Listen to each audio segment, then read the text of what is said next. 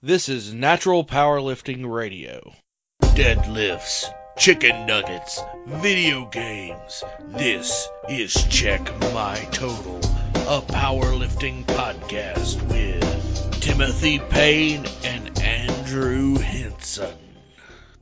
Ladies and gentlemen and lizard people in between, today we have a very special podcast coming to you. Today we have a guest, the one and only Jonathan Shipley, the man, the myth, the legend. So Jonathan started Jiu-Jitsu with me on the same day. He was part of the work crew. It was, I don't even know. Do you even remember how it started? Well, it started out as you and Ryan were going to go do it. And I heard about you guys talking about it. And I said, oh, whoa, you guys are going to go do jiu-jitsu? And you guys are like, yeah, we're going to go tonight or tomorrow night or whatever, and you should come with us. So I said, yeah, sure, why not? And so from then on, we all went. It was like a Tuesday night or something that we all went. Yeah, I think so. Man. Do y'all work together? How'd you know each other? Yeah, we work at the same company. Oh, okay, gotcha. So we started around the same time too. So okay, I guess we've been working together for about a year and a half-ish, something like that. Yeah. Okay. Yeah, so I don't even know. I think I just wanted to change something up. And I was like, jiu-jitsu sounds fun. And then we tried to get another one of our office people. We got another guy named Brian, who Jonathan nicknamed him Big Brain Brian. And we tried to get him to do it with us, but he still hasn't hopped on that ship. Yeah, we've been asking just about everybody in the office to come by, and no one has. Well, John did. John Lembeck did one time. Oh, that's right. I forgot he did.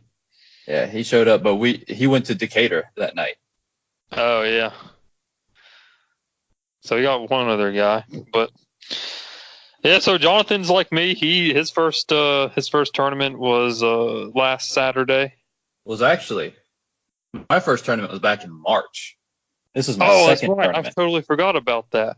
Yeah, I forgot you were the lone wolf. I was. Yeah. Well, talk me through that tournament. Yeah. So back in March, like a week or two before the tournament, they told us about it. So it's pretty short notice. So I signed up, and I figured that there would be a few more people that signed up from our gym. And actually one other guy did, Riley, signed up as well. But the day of the tournament, Riley got sick, so I was the only guy there. And it was just me up against all these Decatur fools and triad dudes. So it was a pretty wacky one. And for the first tournament, it was about 6 months into doing jiu-jitsu. It was pretty stressful. It was kind of nerve-wracking. But I think it went pretty well overall. I got totally rocked, lost 2 of my matches, but it is what it is. I was happy I didn't get hurt. It's a good time. Good old Decatur. Good old Decatur. Man, didn't you get both your ankle popped? I did. I got my ankles popped. So they were pretty sore and swollen for a few days. But nothing permanent, no real damage. I just got beat up. Yeah. So as far as nerves, how were you a couple weekends ago versus March? So it was completely different. Because back in March, it was a lot of not really knowing what I was getting into. And especially because I was the only guy there.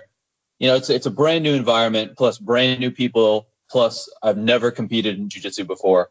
So I was pretty nervous, and I felt confident, but it was the type of thing where as soon as that first match started, those first 5 seconds went by in a blur. I started, and then I came to a few seconds later. It was like, oh crap, and it was pretty tough. Yeah. And this time, I definitely knew what to expect. So I was able to sort of temper my expectations a little bit and stay a little calmer. I knew what time to get there. It was better all the way through. Plus, with there being 6 other guys from our gym competing, it felt good to be there with a team. So it was way different. Yeah, that does kind of suck if you're the only one there. You don't really know anyone that well. Yeah. But this tournament was also way bigger too. This one a couple weekends ago, there were way more people there than there was back in March. Okay. What were there still kids in the one in March? No, there were no kids. It was just adults. Okay. Huh. Was it still submission league? Yeah, it's the same thing. Same thing. I think that they've put on a couple of these tournaments now, Decatur and Triad, and same rules, everything. It's just getting bigger and bigger every time, I'm thinking. I wonder if they'll do another one in March. I hope so. Yeah, me too. I'll go again. Every 6 months, I think, is a good span of time. Yeah, I think so. It gives you enough time to train more and learn more. Yeah, exactly. What? Now, have you ever done any other like competitive sports, or is this the only one? So as far as I've played a lot of sports all throughout growing up. I used to play a lot of soccer, but my team was never good enough to like go to any big competitions or tournaments or anything or anything like that. And I quit soccer before before I went to like the high school team, so I didn't even compete there. So this was my first real, I guess, competition that I've done. The jiu-jitsu, yeah. Yeah, that's a different feel when it's first ever. Because when I went a couple Saturdays ago, I mean, it reminded me so much of a powerlifting competition that even though it was a way different sport, it had a very similar atmosphere. So I was kind of used to that. And in powerlifting, you have people watch you lift. So, and in jiu-jitsu, you have people watch you get beat up. So I guess it's similar. Getting beat up by a person versus getting beat up by the weight. Either way, somebody's gonna crush it sooner or later. I think Timmy was talking before. I think he watched the video of my first match, and I think I got tapped in like less than 30 seconds. Well, I think it was 36. So 36 seconds, and I was 36 gone. 36 seconds. Man, it was rough, but man, I tell you, it's fun though.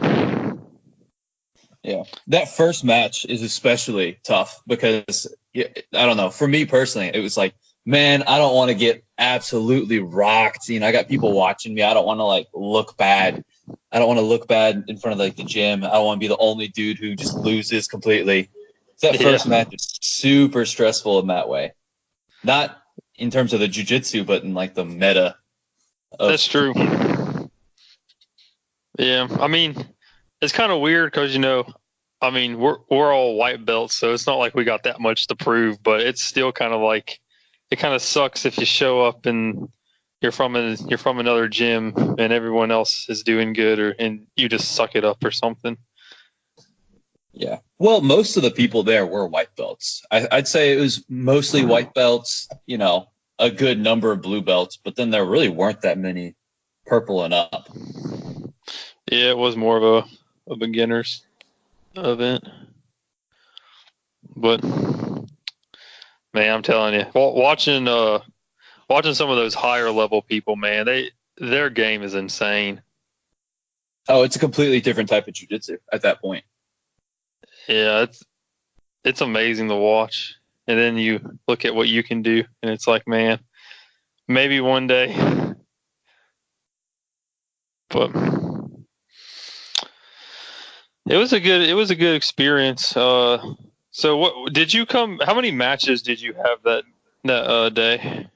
So in total, I had 3 matches. My first match, I had up against a guy from Decatur. We went the full time, and we went all the way into overtime. So all 3 rounds of overtime, and I ended up losing that first match due to overtime, like escape time. Yeah, that is what it is.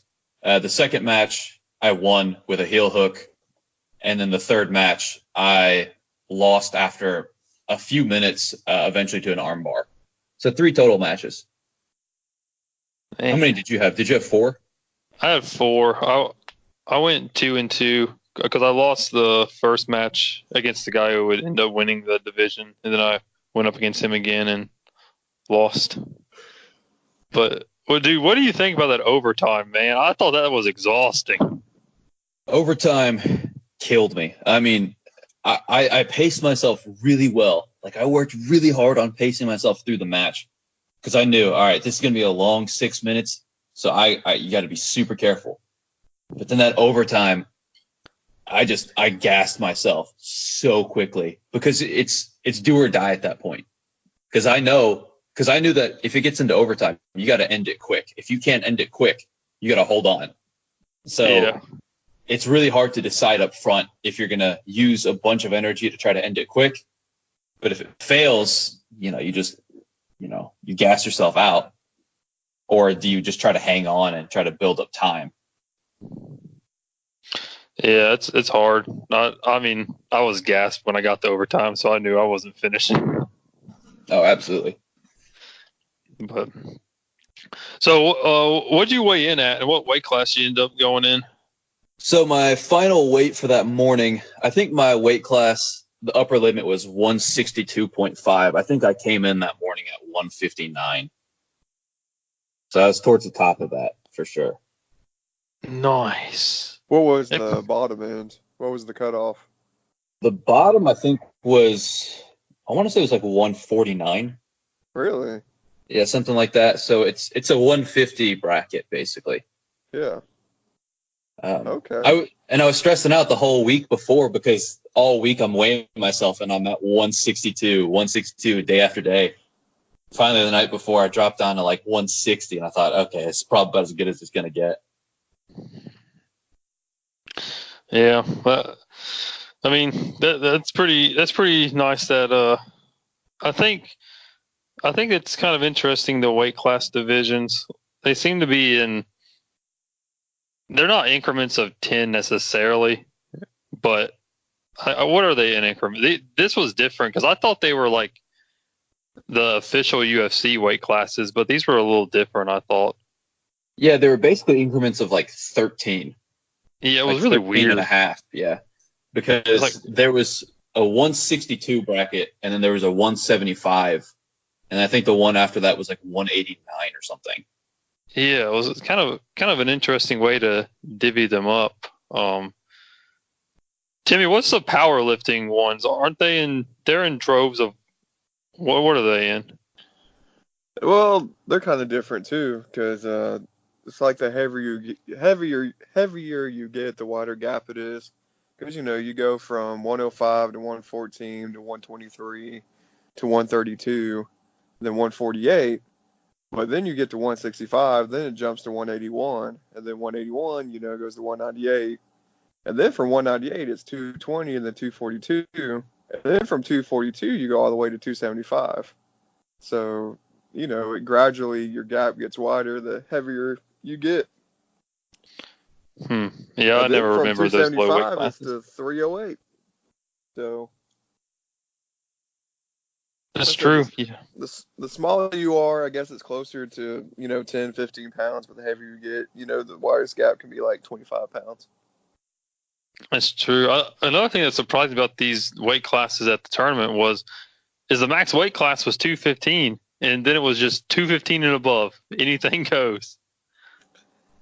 And I was like, man, that's, 215 is like not that big of a person.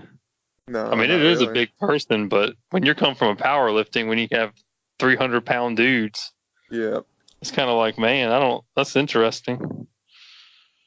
I'd at least go from 215 to 240 or something, and then 240 and above. I don't know. Yeah. I feel like there needs to be some kind of class after that. Yeah, that big boy class, that 215 and up, you had some dudes in there that were enormous. And then you had some dudes that were even bigger than that. So it's crazy to see. Like it was completely different than all the other brackets. Yeah, it was wild. But there was that one dude there who, I'm telling you, man, that dude was a power lifter. that big old beefy dude in the Captain America rash car. He looked like a powerlifter. Dude, that man, how much do you think that dude weighed?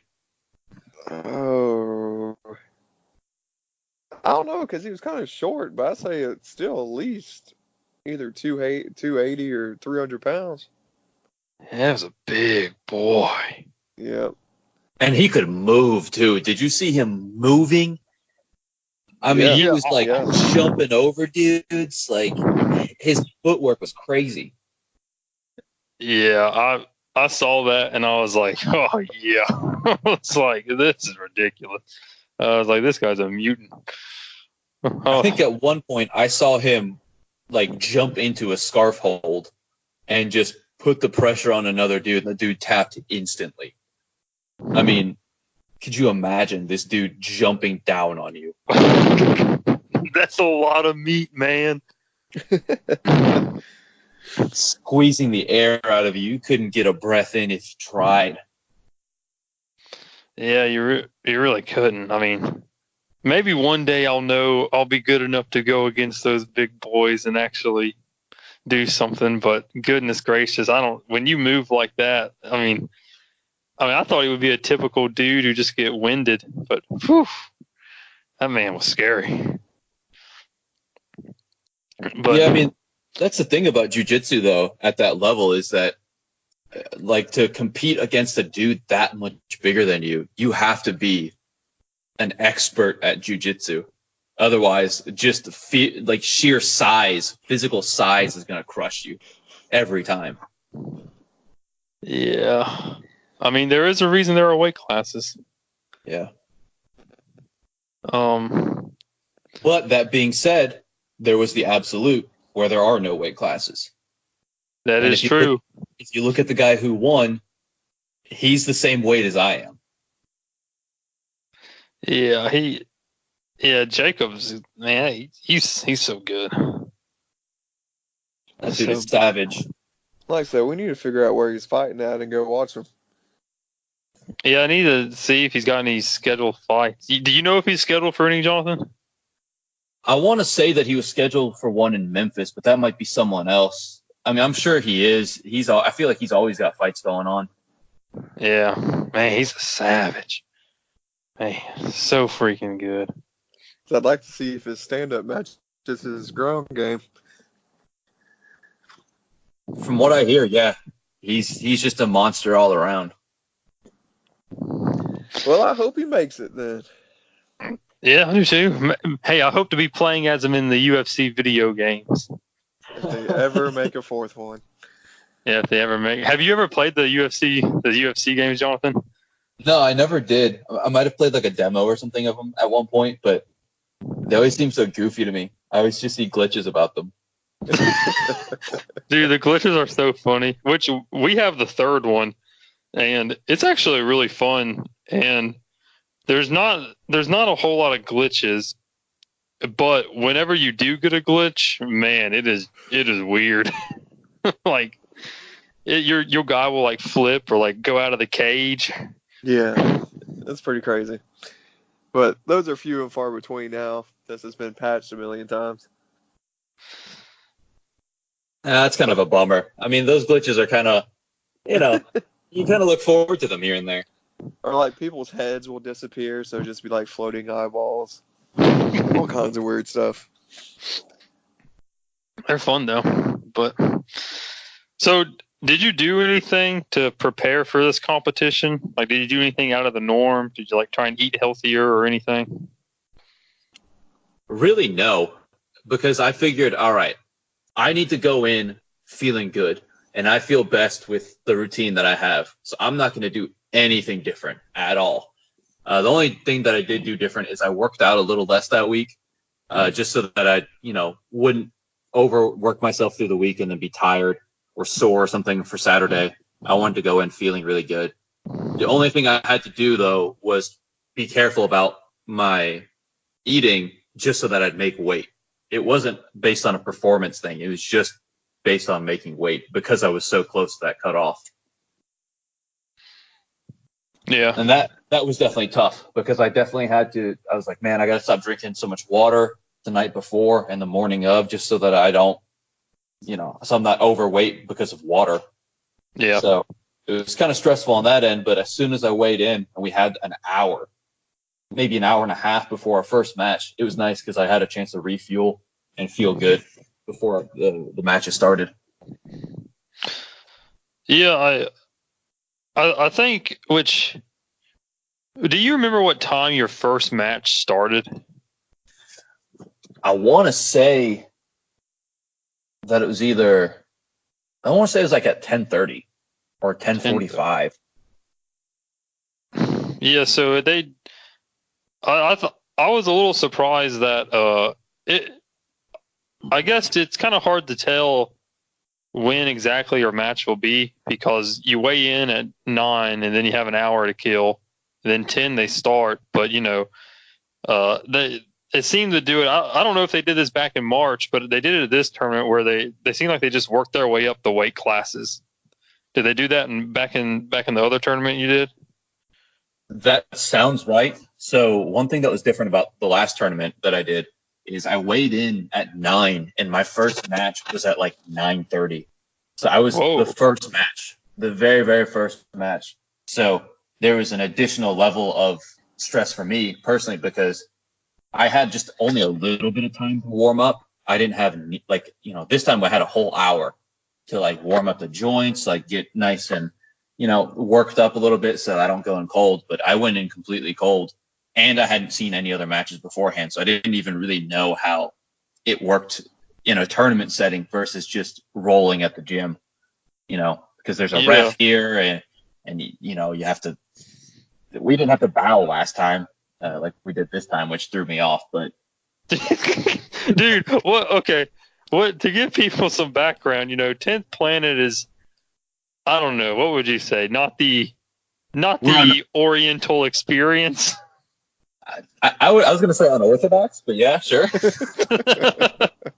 So, yeah, that one ref on that mat that you were rolling on was a triad guy, and he made y'all bow. I think he made everyone bow to each other. Yeah, you have to bow to each other, bow to the ref, and I think that was it. And I think typically what they'll do in some gyms is you have to bow before you step on the mat. Like you have to bow to the mat or something, and you have to bow before you step off the mat. Whoa, I didn't know that. Yeah, we don't do any of that. Yeah, we're not about that bowing game. That's really funny. I saw one of the guys from Huntsville, Paul. He got caught off guard by the bow too. The ref told him to bow, and Paul just nodded his head. He didn't know what to do.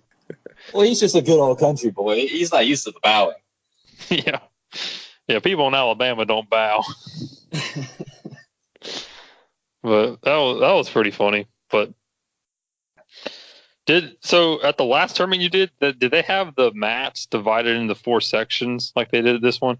Yeah. So it's one enormous mat, right? So they had mat 1, 2, and 3, and then mat 4 was a warm up area. So everybody was kind of hanging out there doing the same sort of warm ups that you saw. People just doing kind of like mobility drills, like kind of rolling with each other, super light, all sorts of different things. I remember I was on mat 3. Specifically remember that because it was the one right next to the warm-up mat. And they called my name and I didn't really know where to go and it was kind of confusing. And I went up against a dude that went to the Muscle Shoals gym, I want to say. Yeah. He was really good. He got me pretty quick. But I did get to my leg lock game straight away, which is the same game that I chose for this tournament too. The good old leg locks, man. They work. They're not fake news. No, they're not. And it works really well for me, especially because I don't have like that good of wrestling. I'm not super good, especially at the time with any sort of stand-up at all. I'm starting to work a little bit more standing up in the past 6 months since then. But it was one of those things where, man, I'm 6 months in. Chuck was coaching me. Chuck said, "What are you going to do?" I said, "I think I'm just going to go for leg locks." And he said, "Yeah, just do that. Sit to your butt, go for leg locks." And I did. But that's right. Yeah, the coaching is definitely like that was a big one too. That helped out a lot in both tournaments. Yeah, so I remember Eric was trying to tell me to do something against one of my matches when I went against this really tall guy, but like I was getting smothered, so I couldn't hear him. So like, I was like, man, I was like, I can't even hear my coach. I'm getting smothered down here. Yeah, that one's hard because I had the same thing in my first match this time last Saturday or a couple Saturdays ago, where I couldn't hear Eric. He was yelling something to me, and I could hear that he was yelling at me, but I couldn't hear what he was yelling. But what I could hear was Brandon was coaching the dude I was going against, and I could hear Brandon. So what I tried to do was listen to what he was telling this guy to do. You know, if he'd say like trap the arm, I would know, okay, my arm's in danger here. I need to get my arm out of that spot. So yeah, I was using the coaching against him as best as I could, at least defensively. I couldn't really do anything offensive with it, but I could know, all right, I got to watch my head. I got to watch my posture here. I have to, get my arm out. well, that's an interesting point you bring up. Do you think at high level competitions where people like train and go to these camps and stuff, and then they go perform, do you think their coaches come up with like football names like Shark 52, so like they don't know so they don't give away what they're trying to do to the opponent? Oh yeah.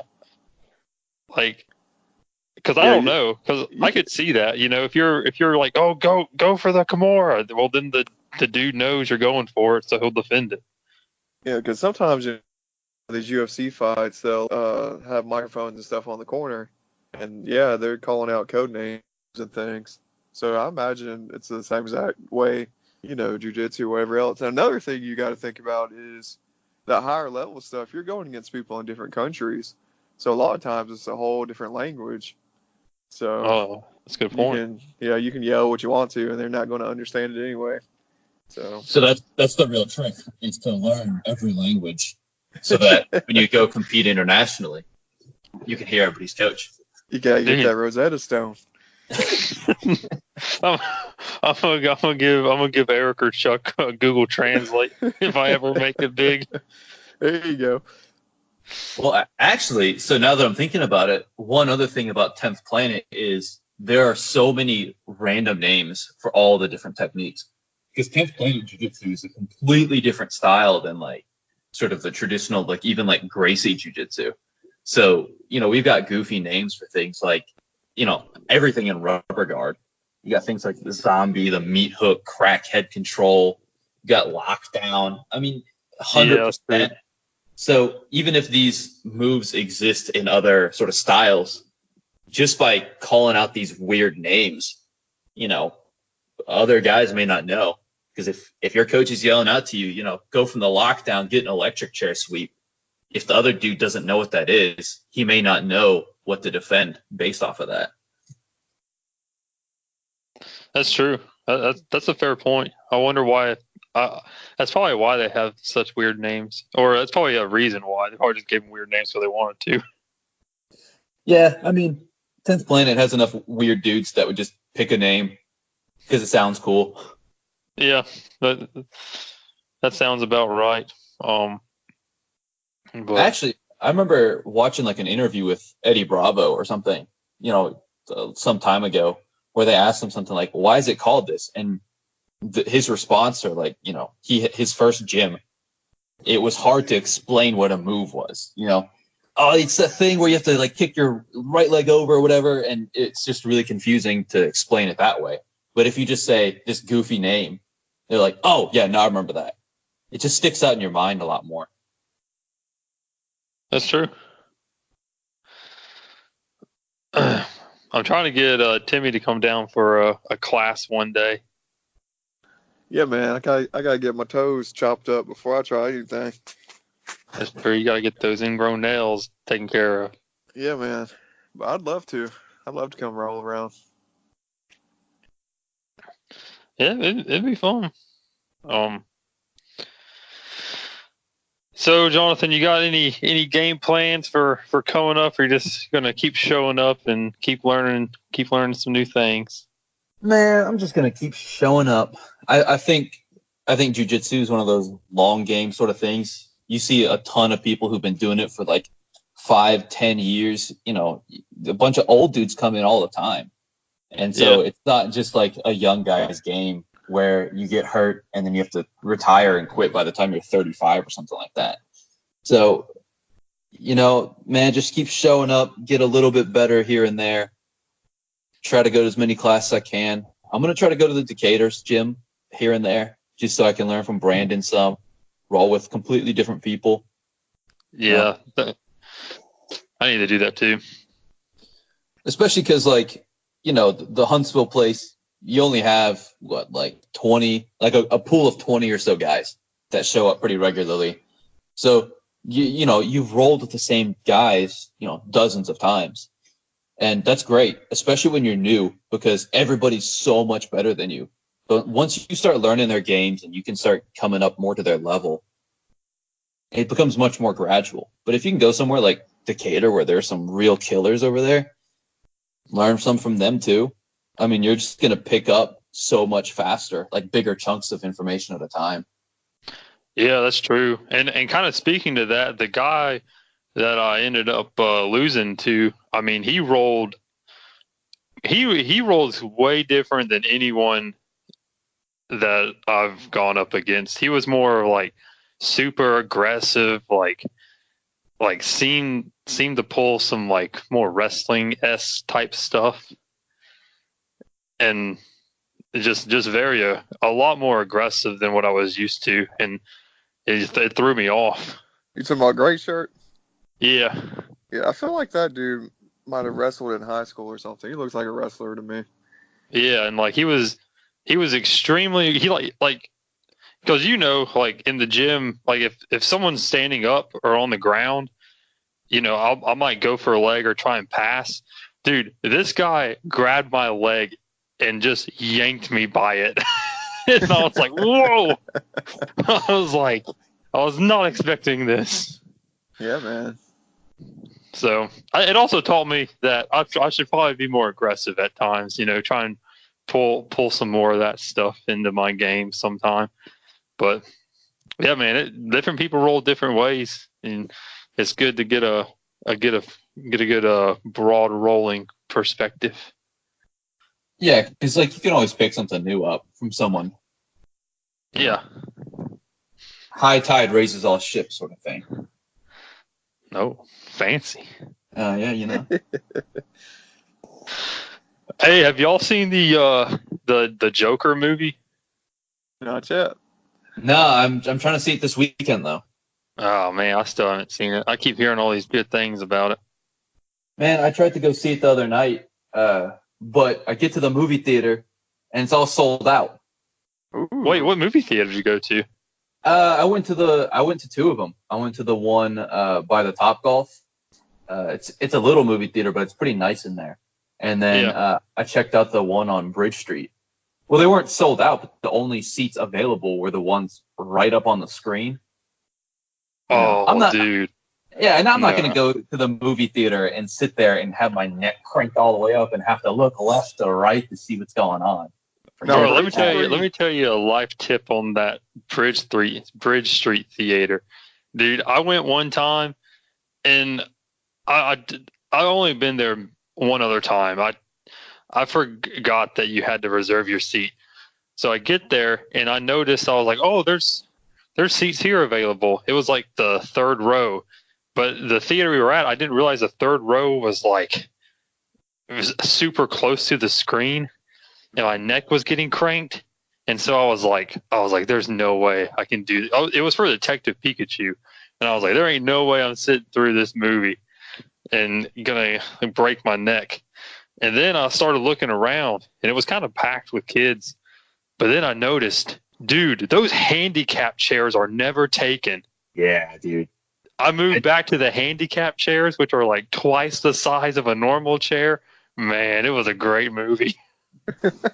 I actually did the same thing a couple years ago when I went to go see Star Wars. because my dad picked out the seats because I went to go see it with him, and he picked out like the second row for some reason, and looked around. It's like, man, these are terrible seats. And I see those handicap, swipe them up real quick. But I was nervous the whole time because it's like, what if a dude in the wheelchair rolls up and I'm in his seat? So the whole movie, I'm thinking, oh, come on, please, no, please, That's true. Let me get through this. Yeah, you'd always get nervous if you saw someone come in. You always have to look, make sure they weren't in a wheelchair. Yeah. But hey, aren't all the Bridge Street seats recliners now?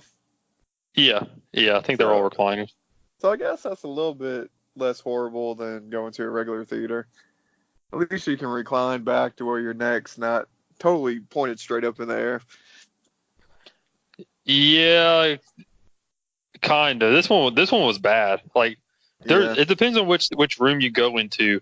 Because I've seen some of the Bridge Street ones that they're not too bad, but this one had like 2 levels to it, and man, those 3 rows were so close to the screen. I'm like kind of surprised you would even have seats that close. My biggest problem with seats being that close is you can't see the whole screen at once. You have to physically turn your head to see from one end to the other. Yeah, I can't be doing that. I've gotten too old for that crap.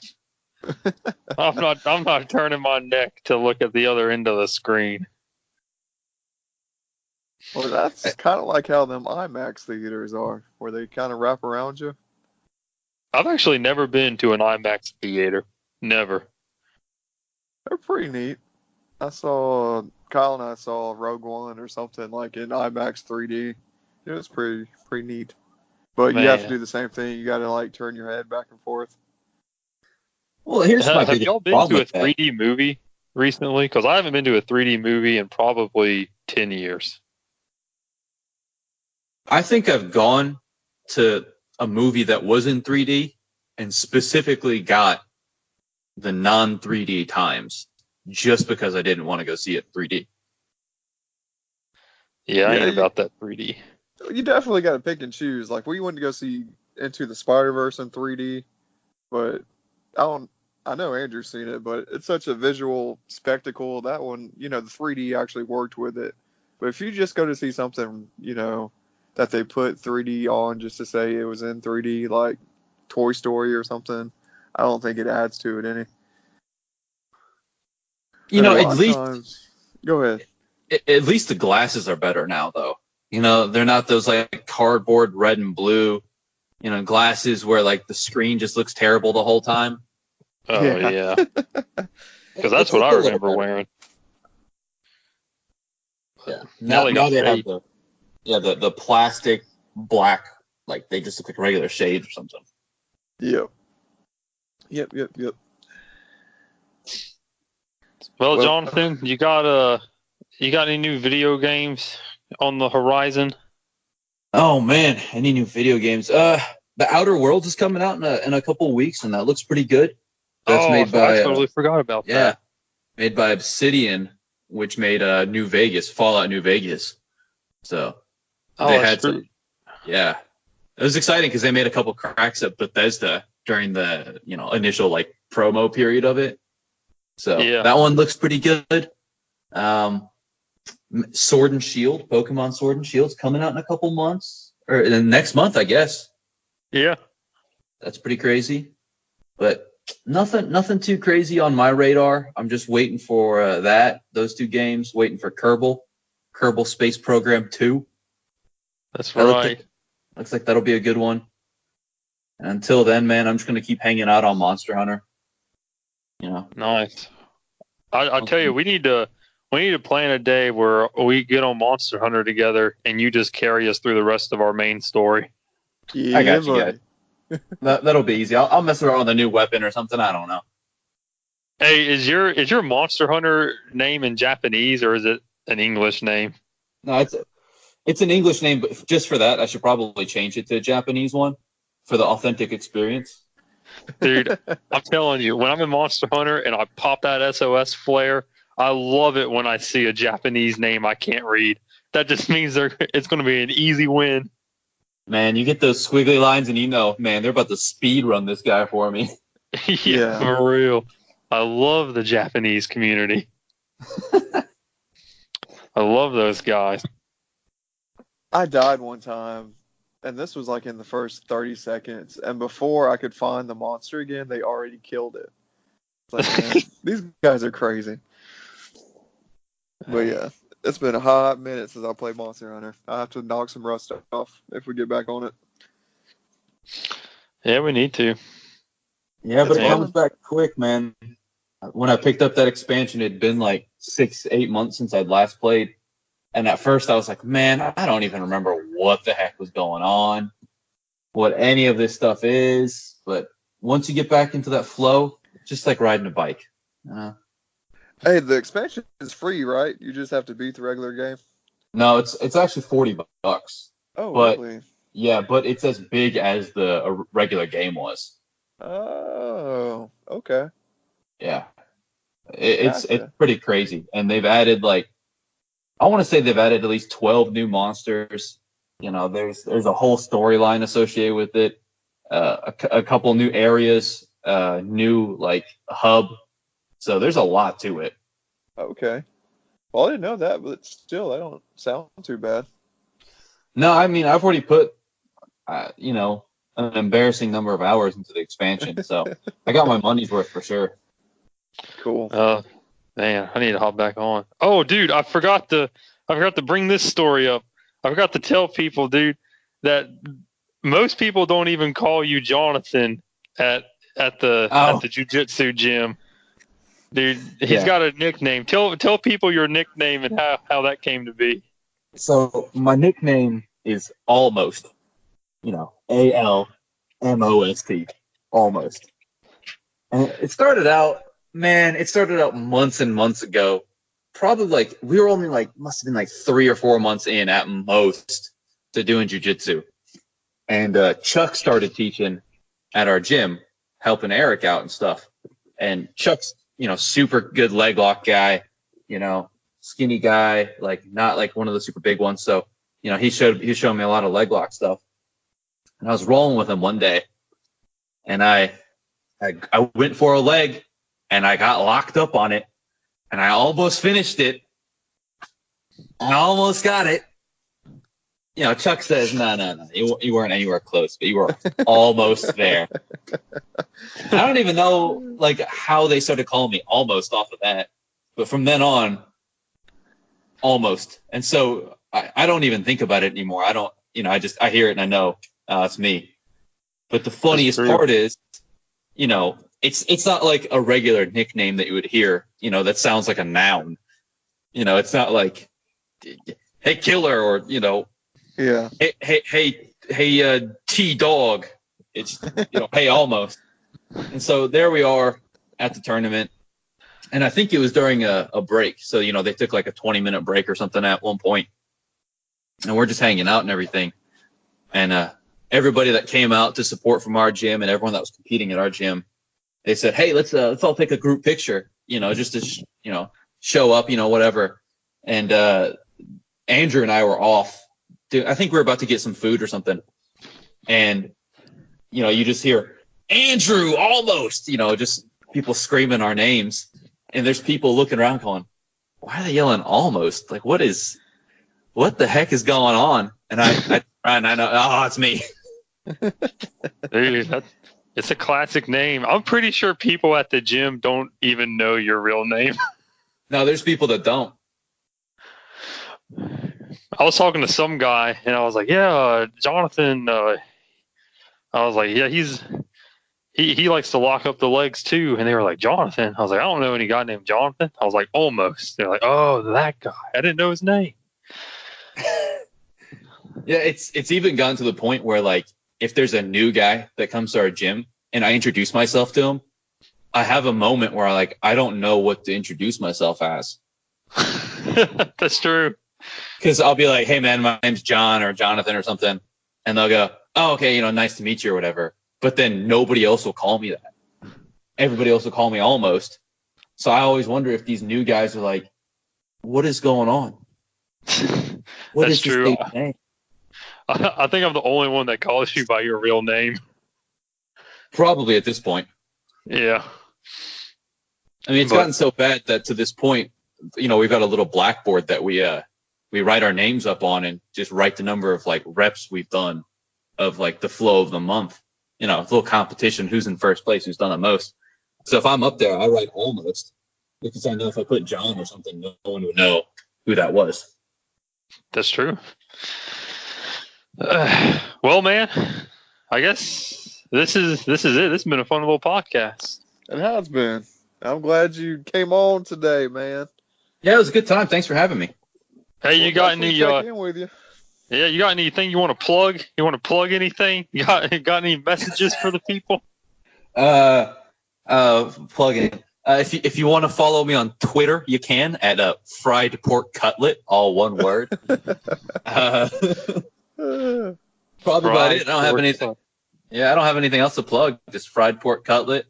See my hot takes on things like Roombas and retweeting Howie Mandel. Good stuff. So no Instagram. I don't really use my Instagram very much, but if you want, it's the same thing. Same thing. Fried pork cutlet on Instagram. Hey, wait, why'd you call it that? Man, like months ago or something, I made some fried pork cutlets, but I was cooking some Japanese food and I was making tonkatsu, right? Which are fried pork cutlets with rice and everything. And I was like, man, this is probably one of my favorite foods. So good. I love this. I'm going to change my Instagram name to it. That's how much I love it.